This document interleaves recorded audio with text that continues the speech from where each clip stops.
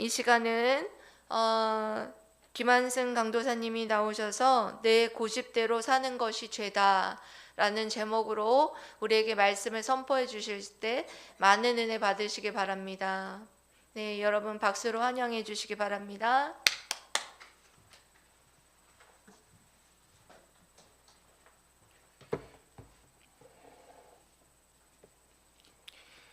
오늘의 주제는 죄입니다. 신학적 의미의 죄는 하나님을 대항하여 나 자신의 고집대로 행하고자 하는 욕심이라고 합니다. 죄라는 단어를 생각을 하면 제 아버지가 떠오릅니다. 사람들은 자기 죄를 숨기면서 살고 싶어 하죠. 그런데 일부이긴 하지만 자기가 죄인이라는 것을 인식하지 못하고 사는 사람도 있습니다. 제 아버지가 꼭 그렇습니다. 제가 아버지를 전도했습니다. 그래서 예수님을 믿게 되었는데요. 시간이 지나서 아버지가 세례를 받게 되었어요. 그래서 세례 문답을 전도사님이 이제 시켰습니다. 문제가 발생했습니다. 아버지가 성경에 나타난 죄에 대해서 이제 쫙 설명을 했는데 자신은 죄가 없다고 주장을 하시는 거예요.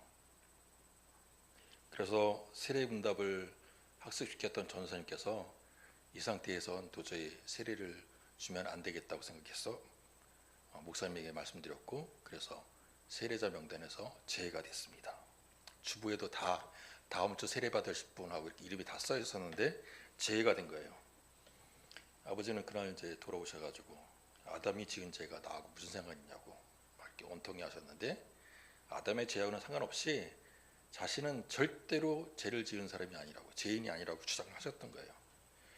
그래서 저도 그런 아버지를 설득할 수가 없었습니다. 사실 제 눈에는 아버지는 죄인이 맞습니다. 중죄인이라고까지는 할 수 없지만은 우리 가족에게 있어서만은 정말 큰 죄인이었습니다. 제가 그 목격자이기 때문에 그렇습니다. 제 아버지가 선하게 살아온 것은 분명합니다.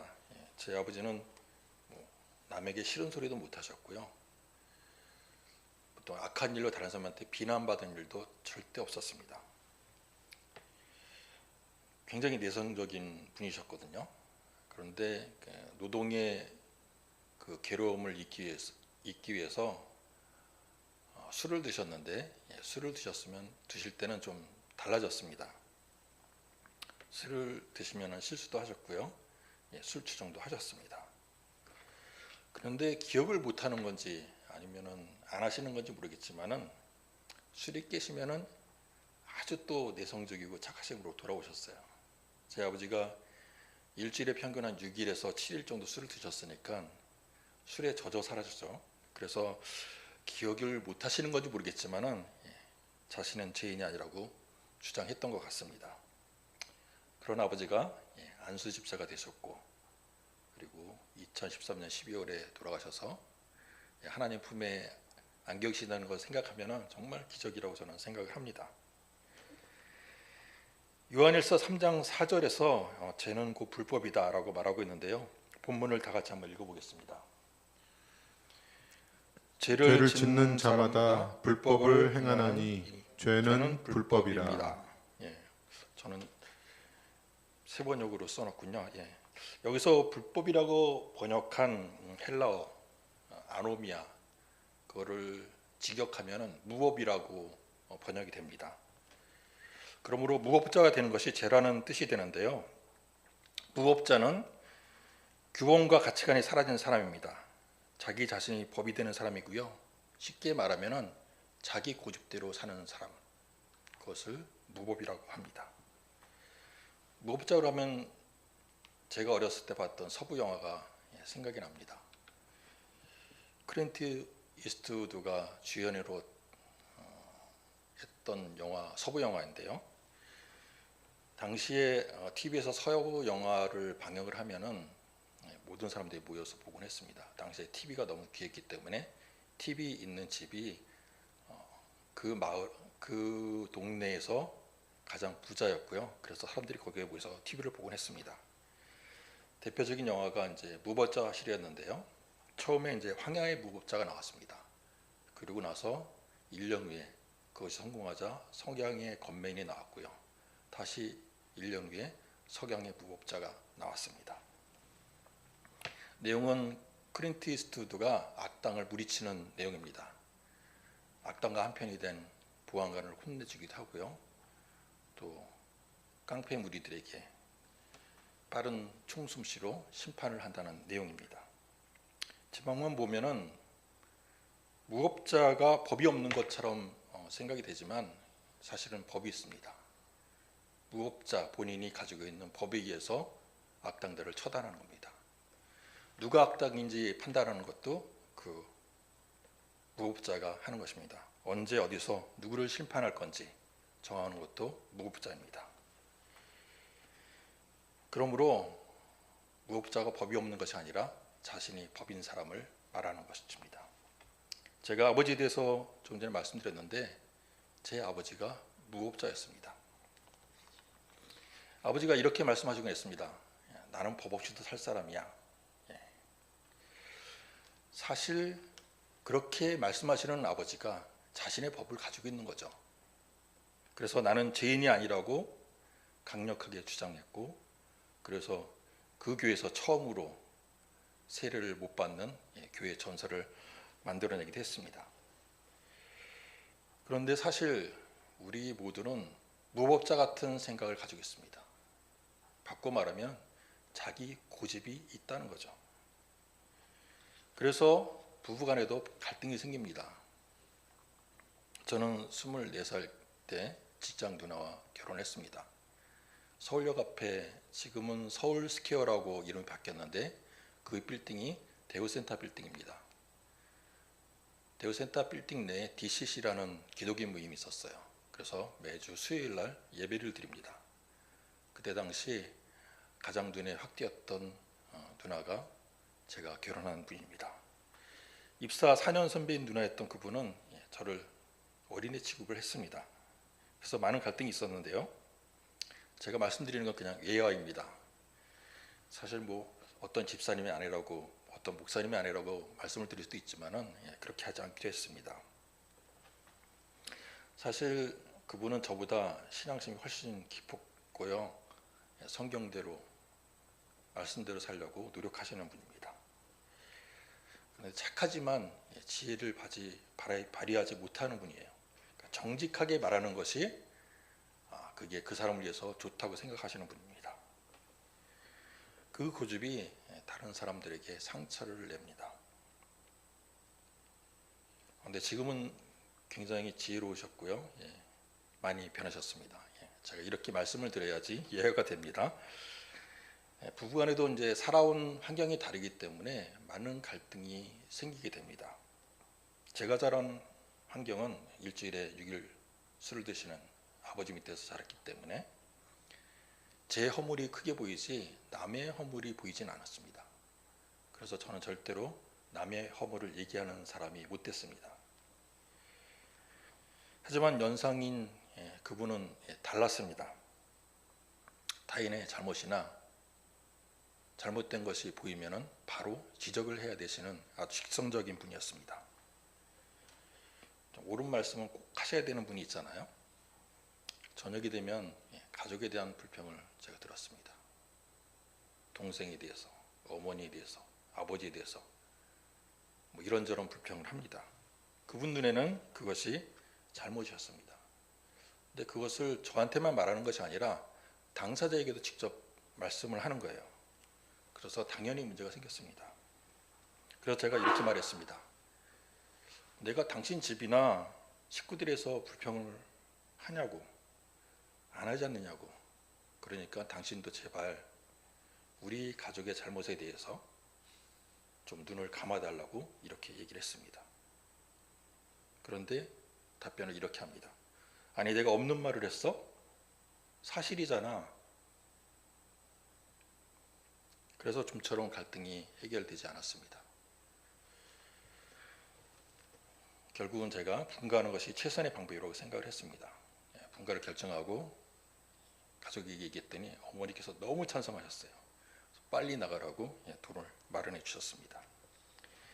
이렇게 부부간의 갈등이 되는 이유는 우리가 무법자였습니다. 내가 가지고 있는 법, 내 고집대로 살아야 된다고, 내가 생각하는 것에 비추어서 아니면은 잘못된 것이라고 판단을 하는 겁니다. 그래서 문제와 갈등이 생기면 내가 틀린 말을 했냐고, 맞는 말이죠. 맞는 말을 했지만은 듣는 사람에게는 크나큰 상처가 됩니다. 그런 갈등이 생기는 것은 내 고집대로 살고자 하는 것, 그것이 자기 법의 기준이 되기 때문입니다. 그 상황이 무법입니다. 그것이 죄라고 성경은 우리에게 말해주고 있습니다. 오늘 성경의 말씀을 정리를 하겠습니다. 성경은 죄를 짓는 행위는 하나님의 법을 깨트리는 것이라고 말하고 있습니다. 요한 저자는 성경에서 하나님의 자녀로 산다는 것은 죄와의 확실한 단절을 의미한다고 요한 서신을 통해서 우리에게 말을 해주고 있습니다. 그 죄와의 확실한 단절을 위해서 우리가 배워야 할, 우리가 느끼지 못하는 죄의 모습 한 가지를 오늘 제가 여러분들에게 말씀을 드렸습니다. 불법을 행하는 것을 죄라고 합니다. 불법의 원래 의미는 무법이고 무법자로 사는 것이 죄라고 말씀드렸습니다. 여기서 무법자란 자기 자신의 법을 가지고 있는 사람을 의미합니다. 즉 하나님의 뜻과는 상관없이 내 고집대로, 내 판단대로, 내 욕심대로 살고자 하는 것, 그것이 죄가 됩니다. 오늘 요한 저자의 죄에 대한 정의를 들으신 여러분들은 이러한 자기 고집을 단호히 거부하고 하나님의 뜻대로, 하나님의 제자로 살아가시기를 축원드립니다. 아멘. 기도하겠습니다. 하나님, 오늘을 살아오는 우리는 실로 죄에 둔감한 상태로 살아가고 있습니다. 내 뜻대로 사는 것이 전혀 두렵지 않습니다. 아합과 이세벨 같은 사람들은 갈등이 생기면 내 뜻에 맞지 않는 사람들 모두를 악마화하고 미워하며 저주하는 것을 두려워하지 않습니다. 하지만 오늘 우리는 하나님을 바라보며 하나님의 뜻을 구합니다.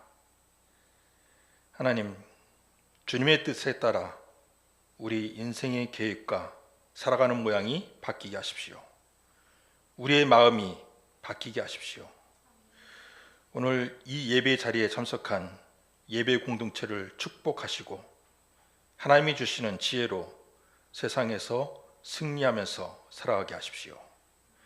예수님의 이름으로 기도했습니다. 아멘.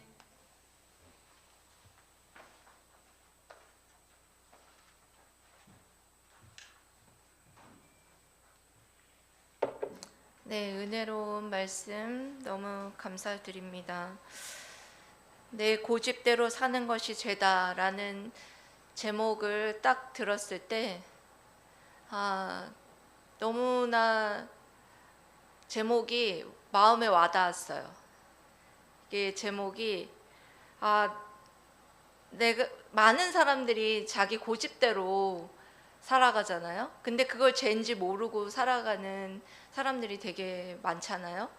그래서 그런 것을 이렇게 꼬집어주는 그런 제목이 너무나 마음에 와닿았던 말씀이었다고 말씀을 드리고 싶습니다. 그래서 참 누구나 고집대로, 자기 고집대로 사는 사람들이 너무나 많은데 그것을 죄인지 모르고 살아가는 우리들의 모습이진 않나 그런 생각을 합니다.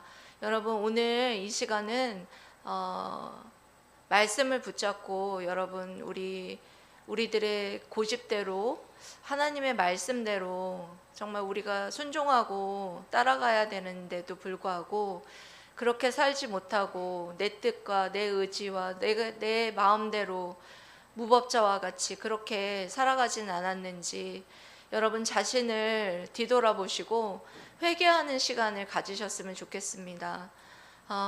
나는 죄인이 아니라고, 나는 죄가 없다고 여러분들 그렇게 생각하고 있는 분들이 있지는 않습니까? 우리는 아담으로부터 내려온 원죄와 또한 스스로 짓는 자범죄를 가지고 늘상 죄를 짓고 있습니다. 여러분 하나님 앞에 고백하십시오.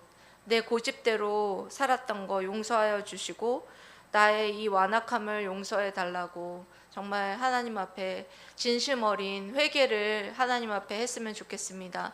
이 시간 주여 삼창 외치고 하나님 앞에 기도 올려드리도록 하겠습니다.